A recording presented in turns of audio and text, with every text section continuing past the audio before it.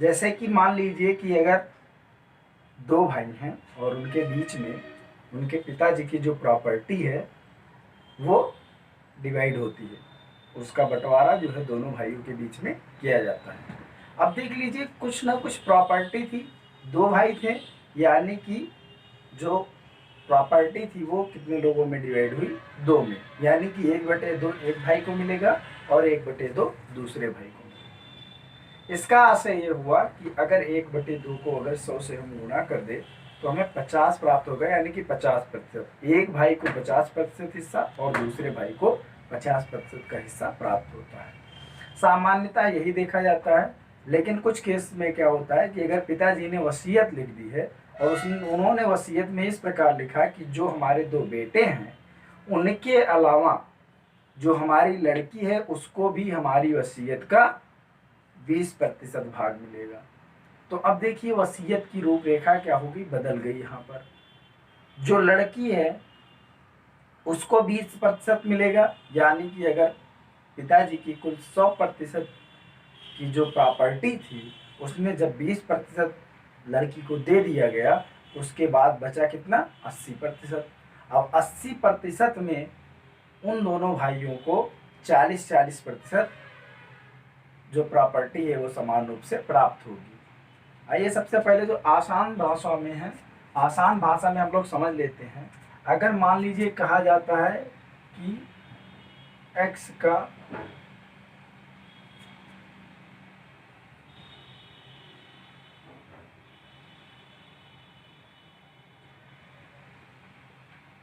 10%, x का 10% कहने का मतलब ये है कि x गुणे 10/100, तो ये आ गया 10x/100, यानी कि 100 की कोई एक राशि थी x, उसको हमने 100 के आधार पर लिया और उसका जो 1/10वां हिस्सा होगा, यानी कि x/10।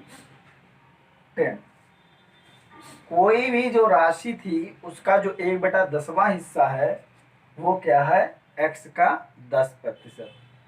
आइए जो बेसिक डिफिनेशन है, जैसे कि इसको प्रतिशत के रूप में जानते हैं, और जो ये प्रतिशत होता है, प्रतिशत का आशय होता है 1/100, किसी भी हिस्से का 100वां भाग, 1/100वां भाग जो है। अभी x% है, इसका मतलब x/100। अब यहाँ तक तो आई थिंक कि आप लोगों को क्लियर हो गया होगा।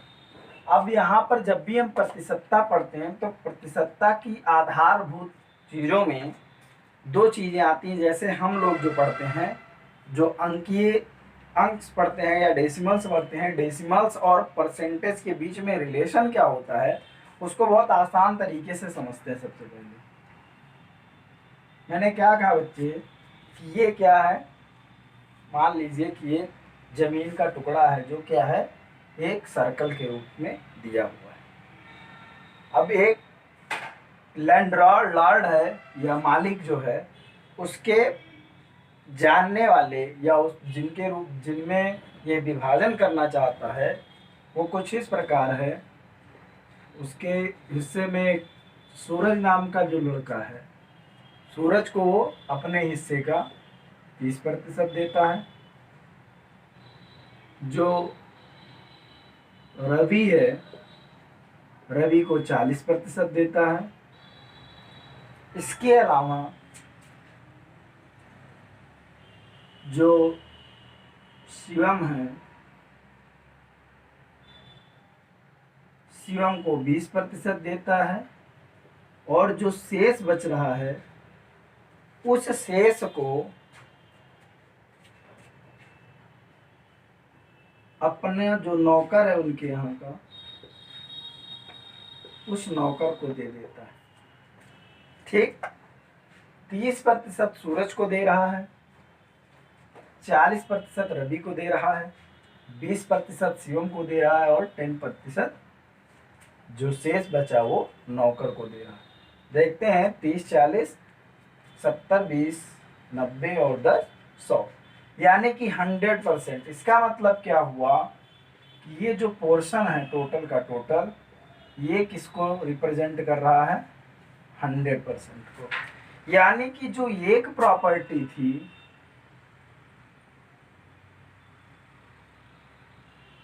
उसने किसको रिप्रेजेंट किया?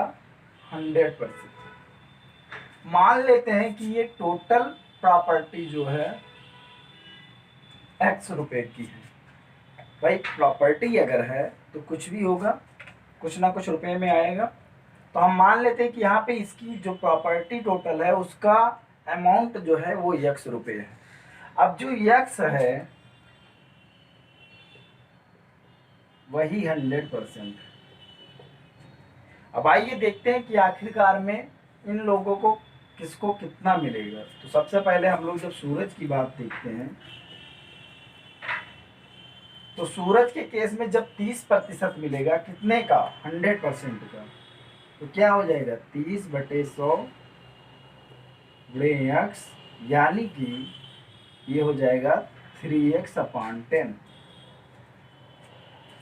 रवि के केस में देखते हैं तो रवि के केस में हो जाएगा 40/100 गुणा x, यानी कि 2x/5।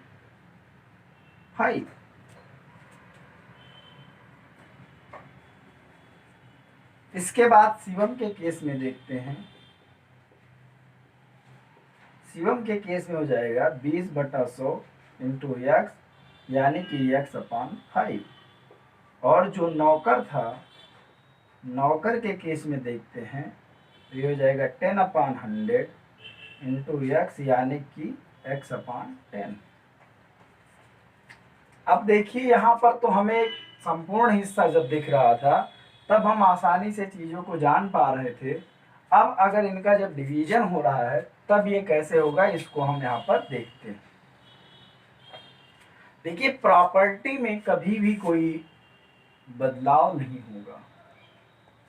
जो प्रॉपर्टी है वो रिमेन्स क्या रहेगी? अनचेंज रहेगी। उसमें कोई भी बदलाव ना हम कर सकते हैं ना आप कर सकते हैं। लेकिन जो उसका डिस्ट्रीब्यूशन है उसमें चेंज जो है वो मालिक जो है उसके अनुसार होता है। मालिक ने अपनी वसीयत में इतनी चीजें लिखी कि मेरा जो मालिकाना हक है उसके अंतर्गत जो चीजें हैं वो इस रूप में विभाजित होंगी। तो सबसे पहले अगर हम लोग सूरज का अगर हिस्सा देखते हैं तो इस हिस्से को हम लोग एक पहले फाइन डॉट की मदद से डिवाइड करने का प्रयास करते हैं। अब अगर इस हिस्से को हमने डिवाइड कर दिया तो 100% का हिस्सा दो भागों में डिवाइड हुआ, एक 50 हो गया, दूसरा भी 50 हो गया। ये मान लेते हैं यहाँ पर एक पॉइंट है जो सेंटर। ठीक, एक चीज, पहली चीज तो ये हो गई। अब दूसरी चीज क्या देखते हैं कि हमें डिवीजन करना है तो कैसे करना है। दूसरा हम क्या देखते हैं कि सूरज को मिलना है कितना? 30%। यानी कि यहां से यहां तक का जो पोर्शन है, इस पोर्शन में जो 3 पार्ट है 30% का और 20% का, तभी तो 50 होगा। तो 30% सूरज को मिलेगा। तो ये मान के चलो लगभग में 66, कोई भी अगर हिस्सा है तो 1/3 उसका लगभग में 33% आता है। उसका 2 गुना कितना आता है? 66%। यहाँ पे 30% है, ये टोटल यहाँ से यहाँ तक का 50% है। तो इसका मतलब क्या है कि 3 हिस्सा इसे मिल रहा है, 2 हिस्सा इसे मिल रहा है। अब इसको हम ये मान लेते हैं कि लगभग में ये 3 हिस्सा, ये 2 हिस्सा है। तो यहाँ से हमें लगता है इसको मिटा देना चाहिए। यानी कि ये जो हिस्सा मिला, इसको अगर हम ऐसे थोड़ा सा ड्रा कर लेते हैं दिखाने के लिए, तो ये हिस्सा किसको मिला? सूरज को। सूरज को कितना मिला? 30% का हिस्सा। 20% का जो बचा हुआ हिस्सा है, अब इसको हम एक स्ट्रेट लाइन से बना देते हैं। ये जो 20% का हिस्सा है इसको हम ऐसे पैरेलल लाइन से जो है ऐसे दिखाते हैं। ये मिला आपके शिवम को, सूरज को मिला 30%, शिवम को मिला 20%। इसके बाद देखते हैं नीचे अभी भी 50% हिस्सा जो है वो शेष बचा हुआ है, जिसमें रवि को 40% मिलते हैं और 10% नौकर को मिलते हैं। तो ये देखिए, अगर ये 50 है तो मान के चलिए लगभग में इतना जो हिस्सा होगा, अब इसको हम लोग डाट से भर देते हैं।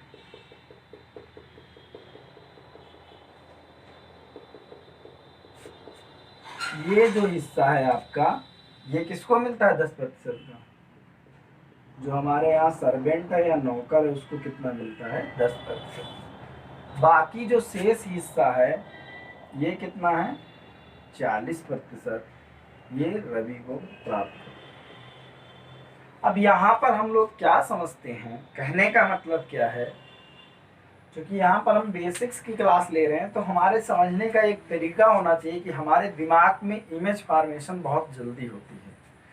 इमेज इसलिए फॉर्म करा रहे हैं कि जिससे कि जैसे यहाँ पे 30% है, आपको दिखना चाहिए कि 30% किसका है? पूरे का। जो मालिक का मालिकाना हक था उसका 30% का जो हिस्सा है वो इतना है। ये किसको मिला? सूरज को मिला। ये हिस्सा शिवम को मिला, ये रवि को मिला और ये नौकर को मिला। यानी कि पूरी की पूरी प्रॉपर्टी जो है आसानी से विभाजित कर दी गई। यहाँ तक आई थिंक आपको क्लियर हो गया होगा।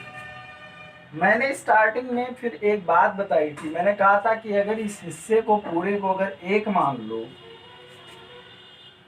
तो ये किसके बराबर है? 100%। अब यहीं से जो कहानी है थोड़ा और आगे बढ़ेगी।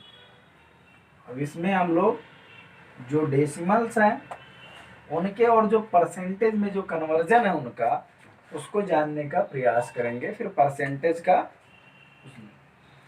तो जब भी हम बात करेंगे कि किसी को पूरा दे दिया गया, भाई किसी के घर में एक ही लड़का है तो पिताजी ने सारी की सारी प्रॉपर्टी अपने बच्चे को दे दी तो उसे कितना मिल गया? 100%। अगर पिताजी ने जितनी प्रॉपर्टी थी उसके अलावा उतनी ही प्रॉपर्टी उसे अपने अंकल की मिल गई, इसका मतलब उसे 2 गुना मिल गया। इसका मतलब क्या है? 200%।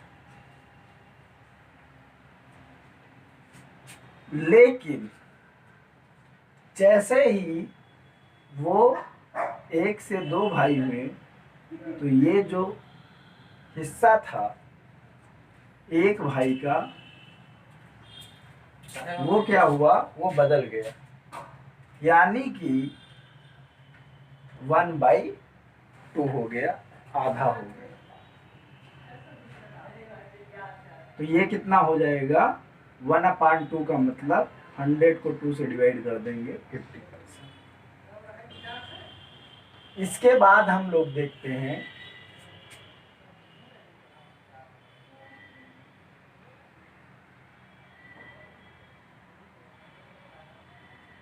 अगर वही व्यक्ति के 4 भाई हैं, तो जब 4 भाई हो गए तो इसका जो हिस्सा हो गया प्रत्येक भाई का वो 25% हो गया। अगर 3 भाई हैं तो जो 100% है वो 100/3% हो गया। लगभग में ये आएगा जो है 33 सही 1/3%। इसके बाद अगर मान लीजिए कि 5 लोगों में डिवीजन हुआ तो ये हो गया 20% ईच। 100 को 5 से आप डिवाइड करेंगे, कितना हो जाएगा? एक व्यक्ति को 20% मिलेंगे। अगर 6 हो गया तो ये 50/3%। ऐसे ही अगर 10 लोगों में डिवाइड हो गया तो ये 10% ईच मिलेगा। कहने का मतलब ये है जैसे जैसे आपको ये चीज़ें अभी जब बता दी गई हैं, तो जब आप प्रश्न लगाना या प्रश्न हल करना जब प्रारंभ करेंगे, तो जैसे ही 1/10 की बात होगी तो आप ये समझ जाइएगा कि उसका 10% है। आइए अब हम लोग इसका जो अपोजिट पार्ट है कि अगर परसेंटेज है तो उसको हम पार्ट में कैसे कन्वर्ट करेंगे, क्योंकि हर एक जगह पे हमें जो कन्वर्जन चाहिए वो डेसिमल में चाहिए। मैक्सिमम टाइम जो है आपका, जैसे कि अगर आपको 100% कहा गया तो इसका मतलब आपको समझ जाना है कि उसका एक हिस्सा या पूरा हिस्सा। लेकिन जैसे कहा गया कि ये 75% हो गया, 75% का मतलब 75/100, तो ये किसके इक्विवेलेंट है? 3/4। इसके बाद में अगर ये 50% है तो इसका मतलब क्या है? 1/2, जो कि क्या है? 50/100 है। इसके बाद में हम लोग देखते हैं अगर 25% की बात होती है तो इसका मतलब क्या है? 25/100, यानी कि ये हो गया 1/4 किलोमीटर। ऐसे ही अगर 20% है तो जब भी अब आगे से जब 20% आएगा कि किसी भी व्यक्ति की जो राशि है वो 20%, उसका एक हिस्सा और उसका दूसरा हिस्सा जो है उसका 10%, ऐसे अगर करके आएगा तो जब मैं x/5 या y/10 या ऐसे लिखूंगा तो आप यहाँ से समझ जाना कि उसका हमने डायरेक्ट कन्वर्जन डेसिमल में कर दिया है। अब 20% का मतलब है 20/100, यानी कि 1/5। इसके बाद अगर हम लोग 10% की बात करें तो 10/100, यानी कि 1/10। तो डेसिमल में कन्वर्जन आ गया। कन्वर्जन होने के बाद अब हम लोग देखते हैं कि इनको हम अपने क्वेश्चंस में कैसे यूज करेंगे। आइए अब हम लोग कुछ प्रश्नों को लेते हैं, और जैसे ही जैसे हम प्रश्नों को सॉल्व करेंगे आपका आत्मविश्वास बढ़ेगा और आपको लगेगा कि जो परसेंटेज है वो बहुत ही आसान है। तो जो हमारा सबसे पहला जो प्रश्न है उसको आइए हम लोग देखते हैं। पहला प्रश्न है,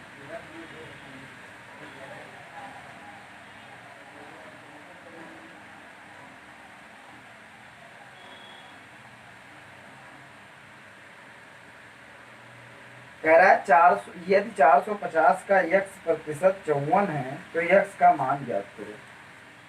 देखिए 450 का x% ये कितना है? 54। मैंने क्या कहा था कि जैसे ही हम परसेंटेज को डेसिमल में कन्वर्ट करेंगे आप समझ जाना, तो ये 450 का मतलब गुणे, और x% का मतलब x/100 इक्वल टू 54। 0 से 0 इधर कैंसिल हो गया, 5 9 जा 5 2 जा 10 और 9 6 54, तो x इक्वल टू आ गया 6। तो यानी कि x का जो मान था वो क्या आ गया? 12 आ गया। इसके बाद हम लोग दूसरा प्रश्न देखते हैं। वो कह रहा है कि 1000 का जो 25% है उसका 1% का 1% क्या होगा, ये देखते हैं।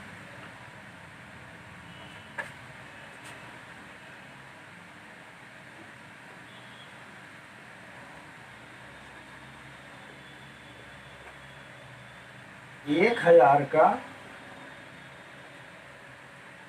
25% का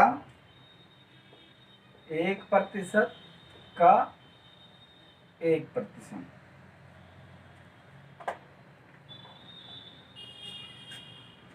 अब देखिए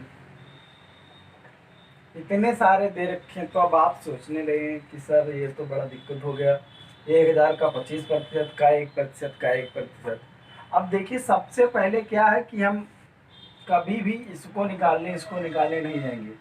जो संख्या के सबसे पास का परसेंटेज होगा वो पहले हम सॉल्व करेंगे। जैसे एक क्वेश्चन एक दिन एक बच्चे ने पूछा था मुझसे ग्रुप में, तो उसमें केवल क्वेश्चन ही इस बात का था कि उसमें कई जगह पे मल्टीप्लिकेशन या ऑफ का यूज था। तो उसने कहा सर कहाँ से स्टार्ट करें, इस वाले से करें या इस वाले से करें, ऐसे करके कई सारे उसमें तो डिजिट भी दे रखे थे। तो मैंने क्या बोला कि कभी भी जब भी सिंप्लीफिकेशन जो होता है, जो हमारा इक्वलिटी का साइन जहाँ से स्टार्ट होता है या जहाँ से क्वेश्चन स्टार्ट होता है, जो सबसे पास होता है, जब जहाँ पे केवल आपका ही केस है, तो जो सबसे पास होता है उसका जो सिंप्लीफिकेशन है पहले होता है।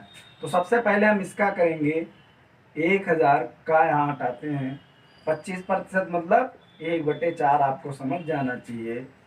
अब इसका का 1% का 1%। अब देखते हैं कि 1000 का जो 1/4 है कितना होता है, 250। अब 250 का 1% मतलब 1/100, इसका 1%। अब 250 का जब 100 से हम डिवीजन करेंगे तो 2 अंक बाद क्या दशमलव लग जाएगा, यानी कि 2.5 आ गया इसका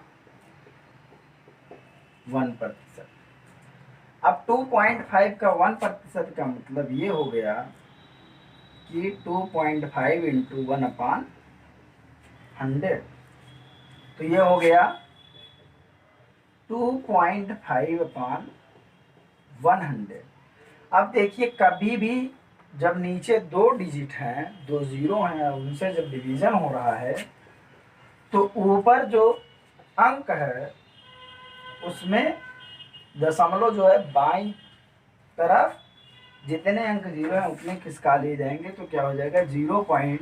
अब यहाँ पे एक ही डिजिट है तो एक जीरो बढ़ा लिया जाएगा 25, यानी कि जो 1000 का 25% उसका 1% का 1% था, वो आया 0.025। ठीक है, इसके बाद हम लोग नेक्स्ट क्वेश्चन की तरफ बढ़ते हैं। देखिए जो क्वेश्चन होता है, क्वेश्चन अपना आंसर खुद बता रहा होता है। एक क्वेश्चन कह रहा है कि यदि 4800 का 16.5% इक्वल्स टू यक्स का 3/4 तो यक्स का मान क्या होगा।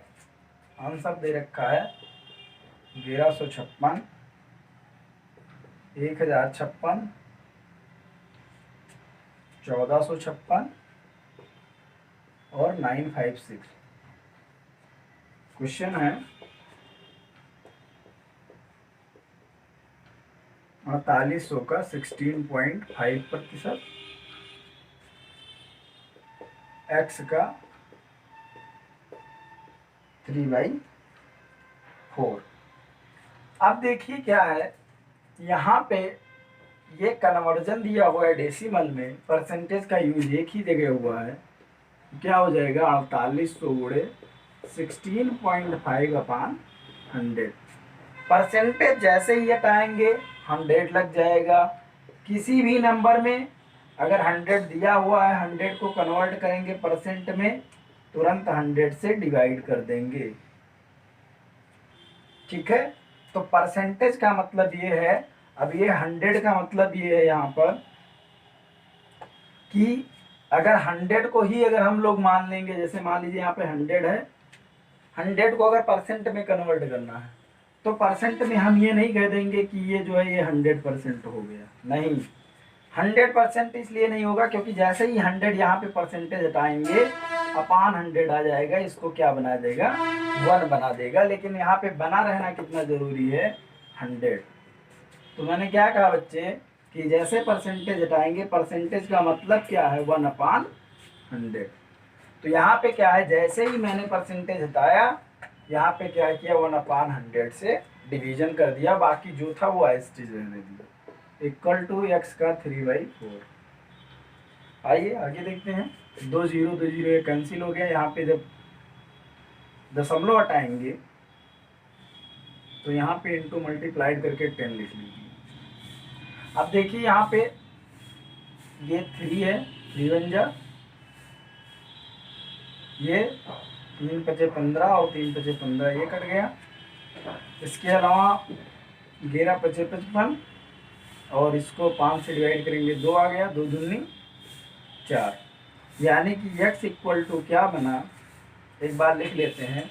यहाँ पे बचा 48 × 11 = x/2।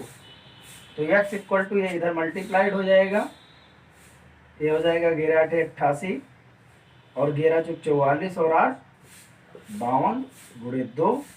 तो x बराबर क्या हो जाएगा, 28 दूनी 56 और 500 है तो 1000 हो जाएगा। तो 1056 ये जिस आंसर से मिल रहा है वही आंसर है। ये आपका बी ऑप्शन जो है ये सही है। तो करना क्या है कि आपको चीज़ों को केवल बेसिकली समझना है सबसे पहले। जैसे ही बेसिक समझ उसकी आपको हो जाती है, आपके सारे के सारे आंसर जो हैं बड़े आसानी से और आप करेक्ट करते चले जाएंगे। और जब भी आप पेपर क्वेश्चन का उठाते हैं तो अगर आपसे क्वेश्चन कुछ सही होने लगते हैं तो आपका जो आप देखेंगे आपका आत्मविश्वास बढ़ता है और उसके साथ साथ आपके जो क्वेश्चन गलत होने की जो चांसेस हैं वो कम होते जाते हैं। एक क्वेश्चन और कह रहा है कि यदि 450 का x प्रतिशत 54 है तो x का मान 450 का x प्रतिशत कितना है, 54। अब x की वैल्यू फाइंड करनी, क्या हो जाएगा, आई थिंक ये बता दिए। हाँ, ये क्वेश्चन हो गया। नेक्स्ट क्वेश्चन देखते हैं। कह रहा है यदि किसी संख्या के 20% को 20 में जोड़ने पर संख्या वही स्वयं बन जाती है तो वो संख्या क्या है। आइए इस प्रश्न को देखते हैं। 20, 25, 50 या 80।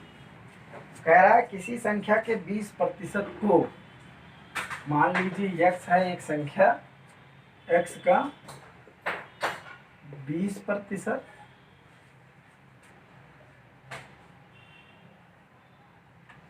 अगर x के 20% में अगर हम 20 को जोड़ दें तो वही संख्या बन जाती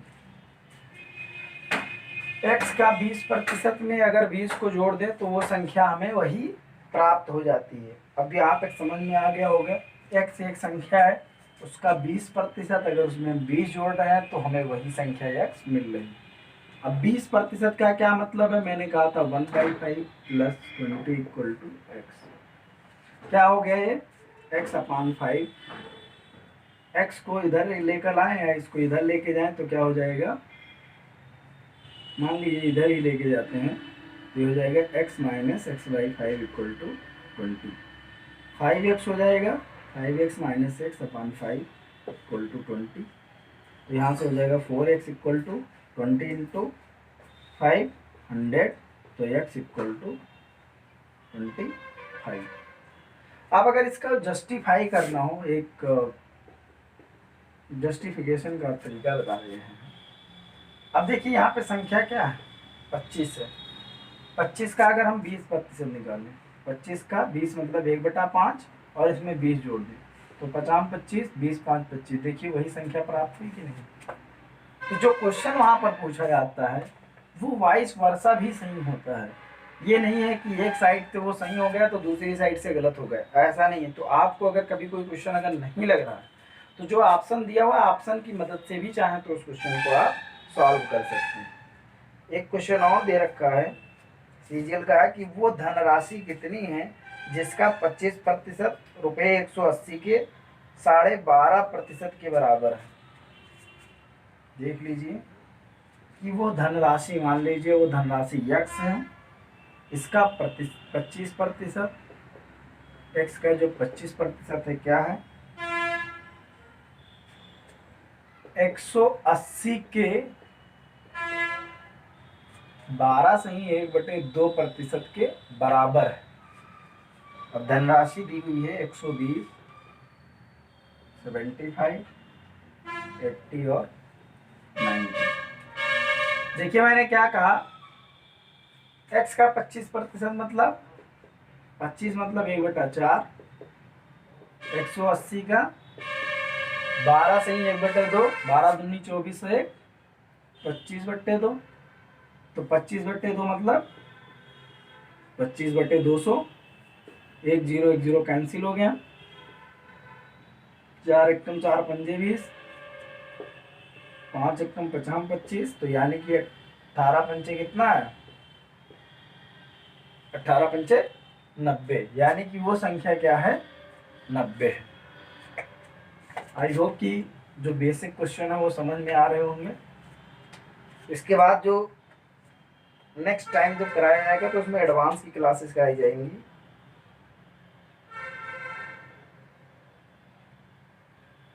तो आप लोगों को परेशान होने की भी कोई ज़रूरत नहीं है।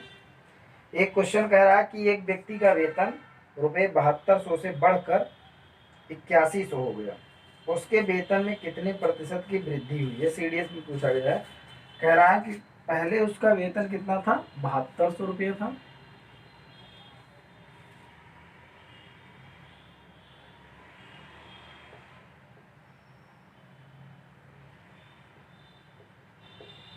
और बाद में ये हो गया आपका 8100। तो कह रहा है कुल कितने प्रतिशत वृद्धि हुई। अब देखिए, जब पहले हम लोग देखते हैं कि वृद्धि कितनी हुई, तो 8100 में से हम लोग क्या करेंगे, 7200 घटा देंगे, तो 900 रुपया हमें पता चला कि वृद्धि हुई। अब जो वृद्धि का जो प्रतिशत होगा वो क्या होगा, 900 रुपया बढ़ा है, लेकिन किस पे, 7200 पे बढ़ा है। 900 रुपया बढ़ा है लेकिन किस पे बढ़ा है भाई, 7200 से ज्यादा बढ़ा है। तो 900 रुपया जो है वो 7200 का कितना हिस्सा है, तो 900 बटे 7200 गुणे 100, 2 0 कैंसिल, 9 से करेंगे,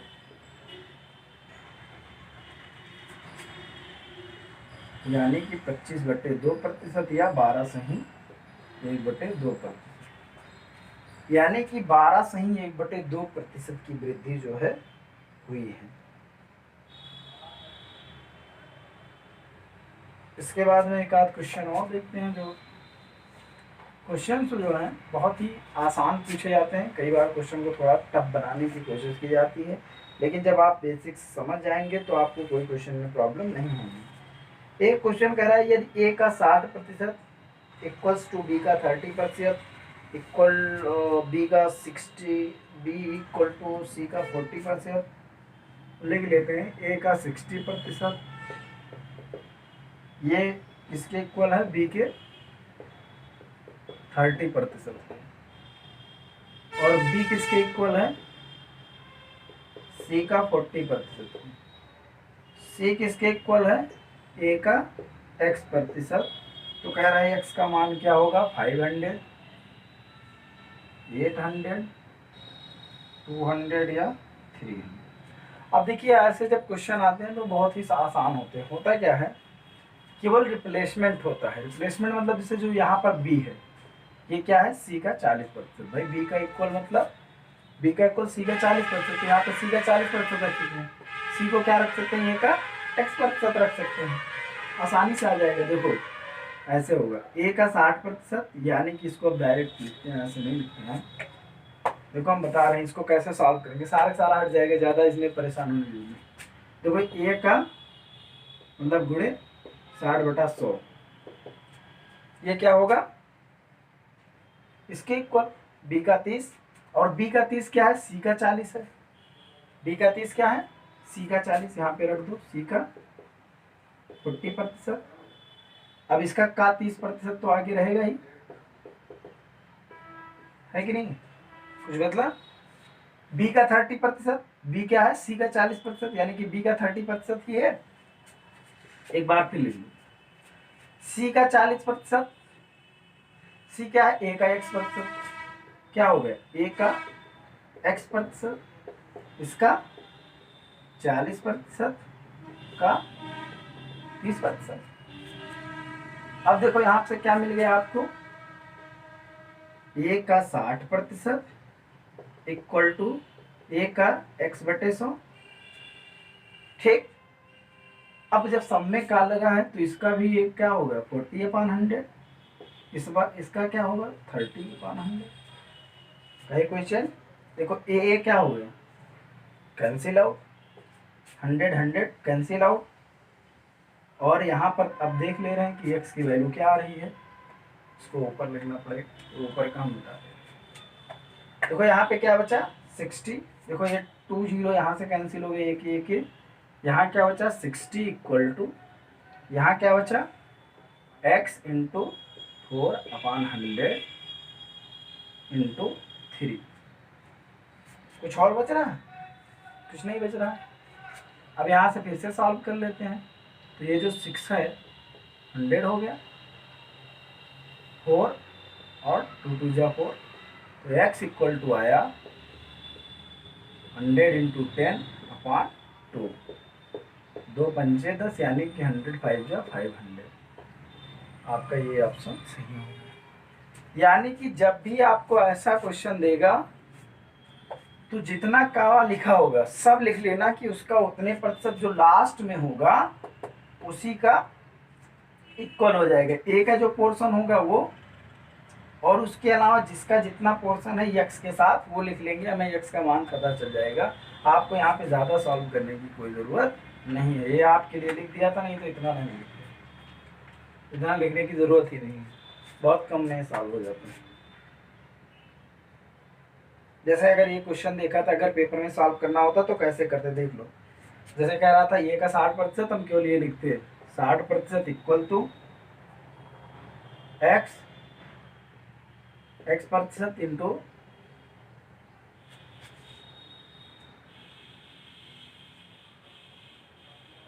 40% इंटू 30%, केवल इतना ही लिखते, इससे ज़्यादा कुछ नहीं लिखते।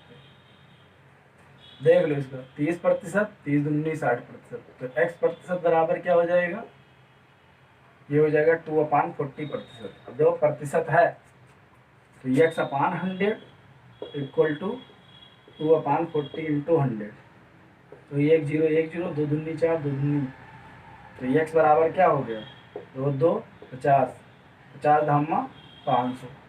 केवल इतना ही करते, और कुछ करने की जरूरत नहीं थी, नहीं लिखते दुनिया का काव। ये एक तरीका होता है कि आसानी से क्वेश्चन को कैसे सॉल्व करें, लेकिन जब आप पैटर्न समझ जाएंगे, क्वेश्चन अटेंड करने लगेंगे, तो आपको चीज़ें और आसान समझ में आएंगी। आइए कुछ और प्रश्न देखते हैं।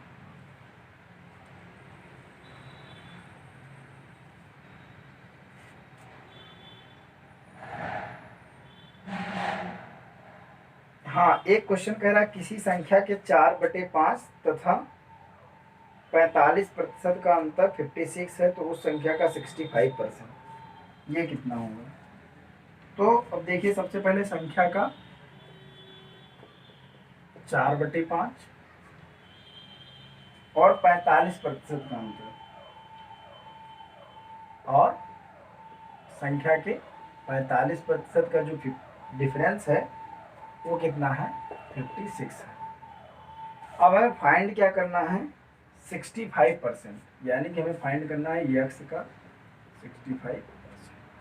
ठीक है, देखिए यक्स का मतलब 4x/5 माइनस ये क्या हो जाएगा 45/100, 5 9 जा और 5 20, यानी कि हो गया 9x/20 56। 20 और 5 का लासा लेंगे तो क्या हो जाएगा 20 हो जाएगा, और यहाँ पे क्या हो जाएगा 5 चौक 4 चौके 16 माइनस 9x इक्वल टू 56। ये क्या हो गया x इक्वल टू 56 इंटू 20/, यहाँ से 9 घट जाएगा, 7 आ गया, 7 अंदर 7 हट गया, तो x इक्वल टू आ गया 160। अब देखिए जब x आ गया 160 तो x तो 100% है, तो ये कितना x का 65%, तो 160 का 65%, यानी कि 160 इंटू 65/100, 1 0 1 0 कैंसिल हो गया, 13 5 65, 5 दूनी 10, 2 8 16, 13 8 104, ये हमारा आंसर होगा। ऐसे भी क्वेश्चन पूछ लिए जाते हैं।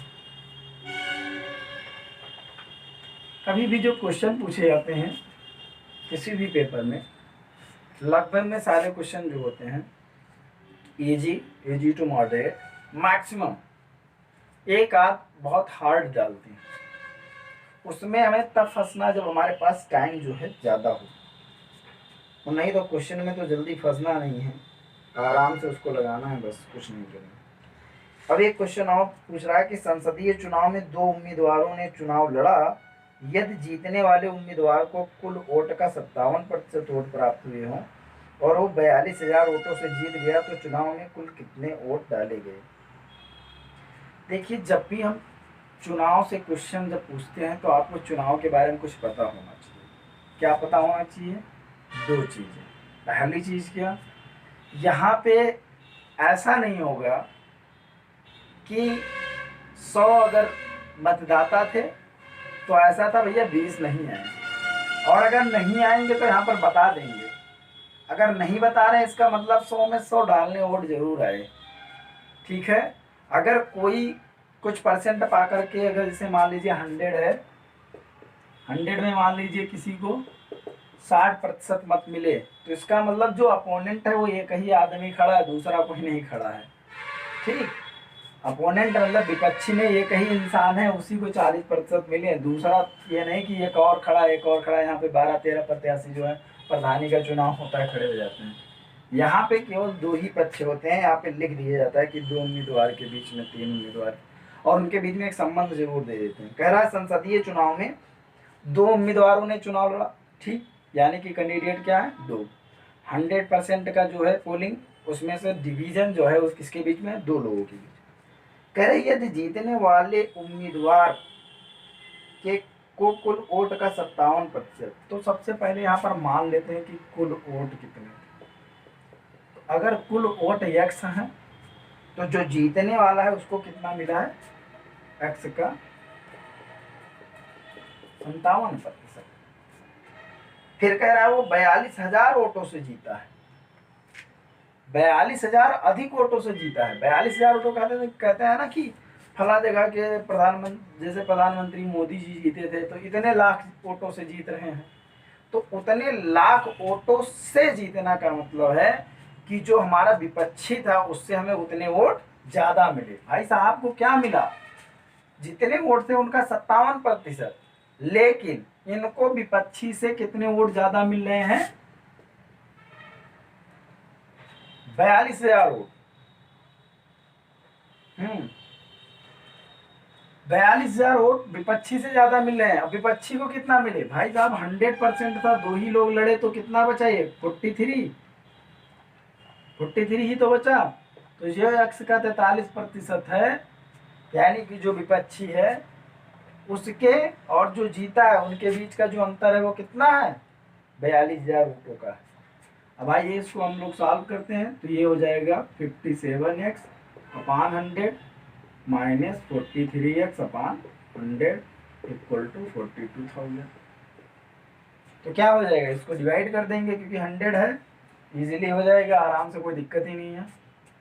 सीधा सीधा घटा देते हैं, 4 यानी कि 14x इक्वल टू 42,000, 2 जीरो और बढ़ जाएंगे। अब 14 से आप काट दीजिए, 14 तिया 42, बाकी के जीरो आराम से उतार दीजिए। तो x इक्वल टू क्या आया? 3 लाख। यानी कि जो कुल वोटों की संख्या थी वो कितनी थी? 3 लाख। इस 3 लाख में से भाई साहब जो थे उनको 57% मिले थे, जो बेचारे हार गए थे उनको 43% मिले थे, और इनके पास कुल 42,000 वोट कम थे, जिसकी वजह से वो बेचारे हार गए और वो भाई साहब जीत गए। तो जब भी ऐसे क्वेश्चन पूछे जाएंगे तो इन चीज़ों का ध्यान रखिएगा, उसमें वो मेंशन कर देगा कि कुल कितने वोट पड़े और कितने डाले गए।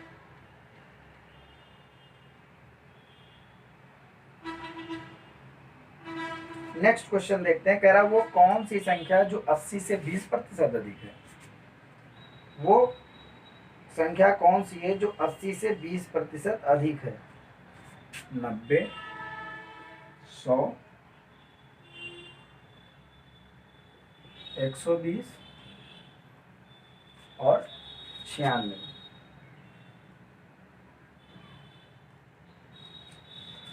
तो हम लोग क्या करते हैं, कह रहा है कौन सी संख्या जो 80 से 20% अधिक है। मैंने कहा वो संख्या x है जो 80 से भी 20% अधिक है। 80 से वो संख्या खुद ही, कोई और नहीं, उसमें 80 और ज्यादा है।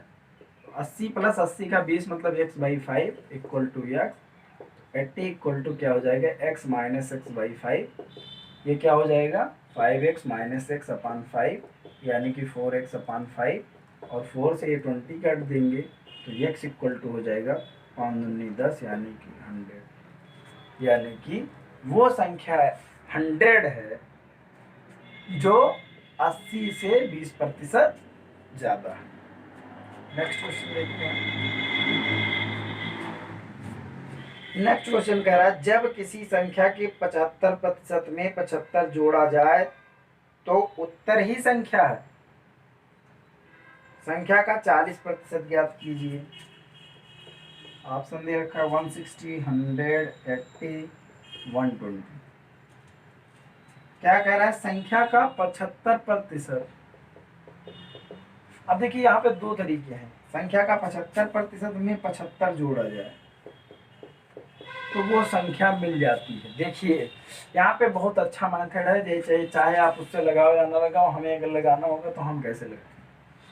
जब ये 75% है, ये 100% है, ये कितना है, इसका मतलब 25%।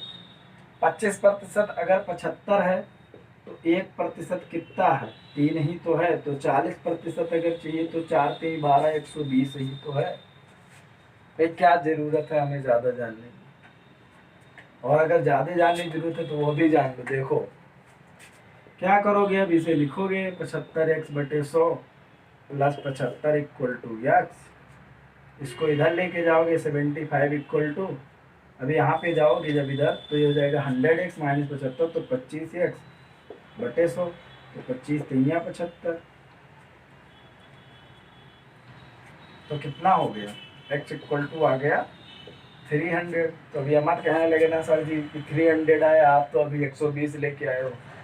उसने संख्या का 40% पूछा। संख्या कितनी है 300, उसका 40/100।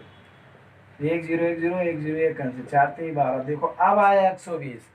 यह नहीं कि कहे तो सर जी यहाँ पे तो 300 आया, आपने हमें तो टिक करा दिया 120, अपने मन से पढ़ा देते हैं। तो ऐसा नहीं, क्वेश्चन को समझना है। क्वेश्चन कह रहा था कि x का 75%, उसमें 75 ऐड किया गया, यह 100% हो गया x का। लिख सकते हो x का 100%, कोई दिक्कत नहीं है। यहाँ पे लिख सकते हो x का 100%। 100% मतलब क्या, 100/101। तो इसका मतलब ये क्या है, 25% के बराबर है। नेक्स्ट क्वेश्चन देखते हैं। ये पीसीएस का क्वेश्चन है। पूछा गया जब एक संख्या के 60% से 60 घटाया जाता है तो परिणामी भी 60 होता है, तो वो संख्या कौन सी है। 60% से 60 घटाया जाए तो वो संख्या भी 60 होती है। यानी कि जो संख्या है, अभी बता रहे हैं, बहुत आसान है। 150 आंसर आना चाहिए जहाँ तक 180 200। हाँ 4 चौक 16, 6 दूनी 12 तो 20 25 100 200 आना चाहिए। ठीक, कह रहा है एक संख्या का 60%, इसके 60% में से अगर 60 घटाया जाए तो 60 आता है। देखो जब 60 में से 60 घटा रहे हो तो 60 आ रहा है, इसका मतलब क्या है, जो x का 60% है वो किसके बराबर है, 120 ही तो है। 120 अगर ये है तो संख्या फाइंड करनी है, तो ये क्या हो गया 60/100 इक्वल टू 120, दो 6 दूनी 12 20 तो x इक्वल टू 100 200। तो जो हमारा आंसर है वो क्या होगा, ठीक। ये एक तरीका है इसमें, वो ये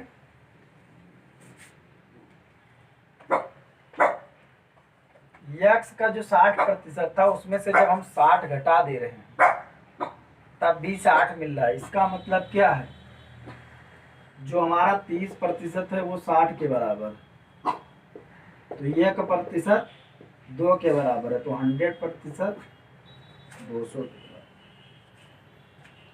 समझने का सब फेर है, किसी और भी तरीके से समझ सकते हो।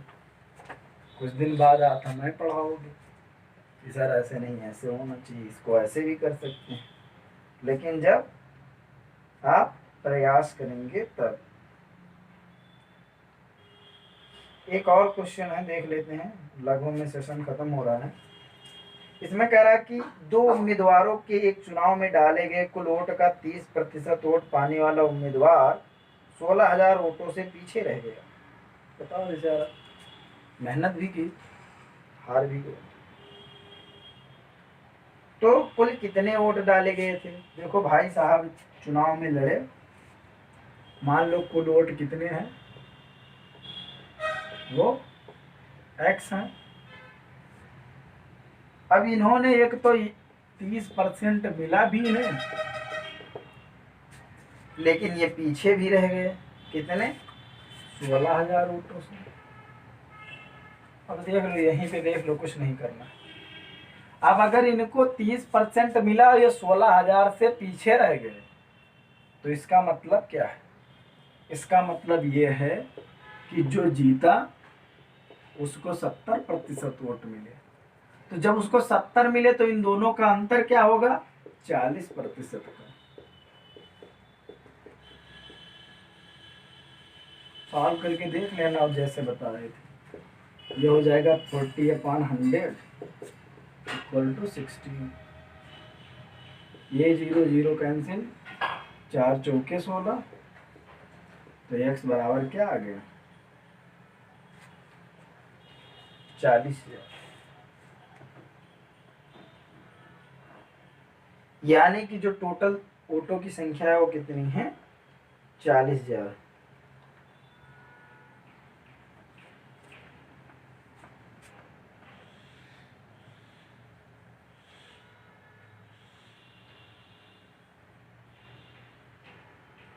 हाँ, ये क्वेश्चन जो है वो सीडीएस में पूछा गया है, किसी ने भी भेजा था मेरे पे, तो उसको भी करवा दे रहे हैं, देख लो। कह रहा out of a number of electronic items a person purchases 60% coloured TVs, 5% of these were found to be defective, the percentage of defective TVs in all is 3%, 6%, 9% या 10%। भाई साहब ने क्या किया? कलर टीवी खरीदी, बड़े शौकीन आदमी थे, तो इन्होंने कलर टीवी खरीदी। वैसे भी इलेक्ट्रॉनिक्स में कलर टीवी खरीदी कितनी? 60%। अब इनमें से जो 5% टीवी थी वो निकल गई डिफेक्टिव। डिफेक्टिव कितने निकली? 5%। ठीक, तो 5% 60 का कितना होगा? 5/100 इंटू 60, तो कितना हो गया? 2 3 6, 3%।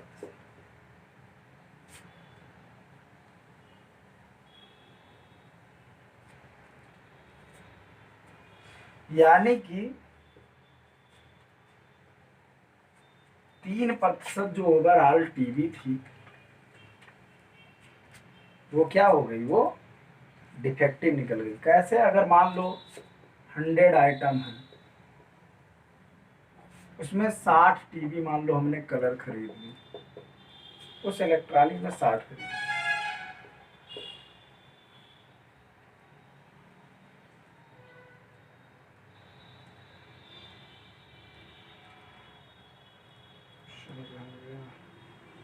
हाँ, और इसकी जो 5% है, जैसे मान लो हम यहाँ 60% नहीं लिख रहे हैं, 60 टीवी लिख रहे हैं। अब 60 टीवी में 5% इसकी क्या हो गई? खराब निकल गई। भाई साहब सामान कितनी थी? 100, तो 5% जो है 60 का 5% कितना होगा? 3। 60 का 3, तो ये क्या हो गया? 3 जो है यही तो 100 में होगा। कि आउट ऑफ 100 इलेक्ट्रॉनिक्स केवल 3% जो चाहिए थी वो डिफेक्टिव निकली, तो इसका सही उत्तर होगा 3%। आई होप चीज़ें आपके समझ में आई होंगी। कोई भी प्रॉब्लम हो आप लोग कमेंट करिए। क्वेश्चन को टेलीग्राम चैनल उस पर दिया रहता है डिस्क्रिप्शन, वहाँ पे पूछिए। फेसबुक पेज है वहाँ पर पूछ सकते हैं, इंस्टा पे पूछ सकते हैं। इसके अलावा मेल आईडी है, मेल करके पूछ सकते हैं।